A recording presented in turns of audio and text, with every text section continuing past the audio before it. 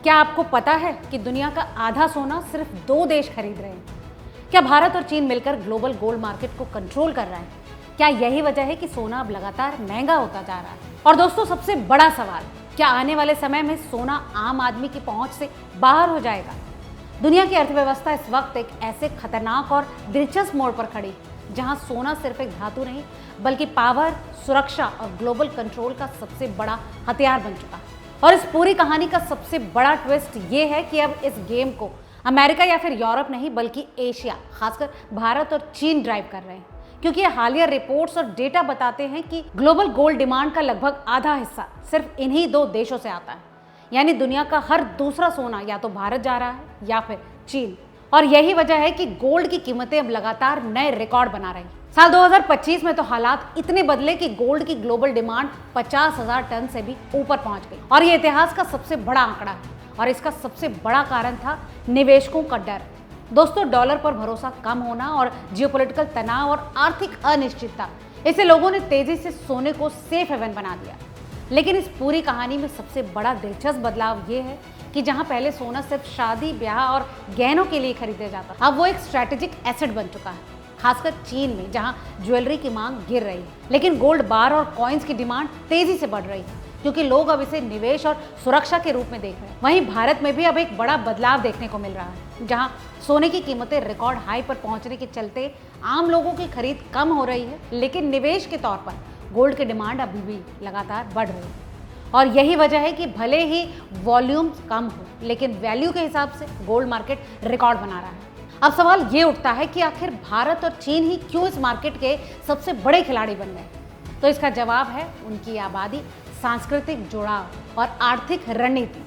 भारत में सोना सिर्फ एक निवेश नहीं बल्कि परंपरा, शादी और सामाजिक स्टेटस का हिस्सा है, जबकि चीन में सरकार और सेंट्रल बैंक खुद बड़े पैमाने पर गोल्ड खरीद रहे हैं ताकि डॉलर पर निर्भरता कम की जा सके। दोस्तों, चीन का सेंट्रल बैंक लगातार 17 महीने से गोल्ड खरीद रहा है और उसके रिजर्व में अब 2300 टन से ज्यादा का सोना हो चुका है।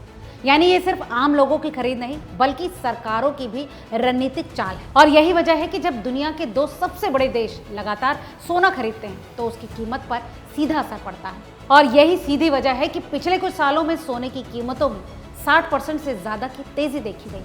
लेकिन इस कहानी का एक दूसरा पहलू भी है जो और भी ज्यादा खतरनाक है। इतनी ज्यादा कीमतों के कारण अब आम लोग सोना खरीदने से पीछे हट रहे हैं। भारत में अक्षय तृतीया जैसे बड़े त्योहारों पर भी गोल्ड की डिमांड कमजोर रही, क्योंकि कीमतें इतनी ज्यादा थी कि लोग खरीदने से डर रहे थे। और कई जगहों तो डिमांड 40 से 50% तक गिर गई। यानी जहां एक तरफ बड़े निवेशक और देश सोना जमा कर रहे हैं, वहीं आम आदमी अब धीरे धीरे इस मार्केट से बाहर होता जा रहा है। और यही सबसे बड़ा खतरा भी है, क्योंकि जब किसी एसेट पर कुछ बड़े खिलाड़ियों का कंट्रोल बढ़ जाता है तो उसकी कीमतें और भी ज्यादा अस्थिर हो जाती हैं और भविष्य में इसमें बड़े उतार चढ़ाव देखने को मिल सकते हैं। दोस्तों, एक और बड़ा सवाल ये है कि क्या ये ट्रेंड आगे भी जारी रहेगा?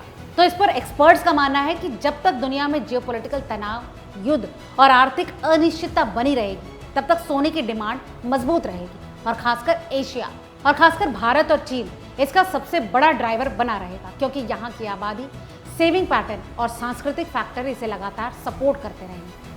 और यही वजह है कि डेटा दिखाता है कि गोल्ड बार और कॉइन्स की डिमांड का आधे से ज्यादा हिस्सा सिर्फ इन्हीं दोनों देशों से आता है।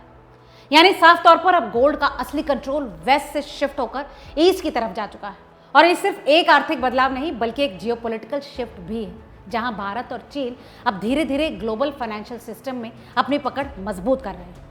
और दोस्तों, अगर यही ट्रेंड जारी रहा तो आने वाले समय में सोना सिर्फ एक निवेश नहीं बल्कि एक पावर का सबसे बड़ा टूल बन जाएगा। और तब ये सवाल नहीं होगा कि सोना कितना महंगा है, बल्कि ये होगा कि किसके पास कितना सोना है, क्योंकि वही तय करेगा भविष्य की आर्थिक ताकत।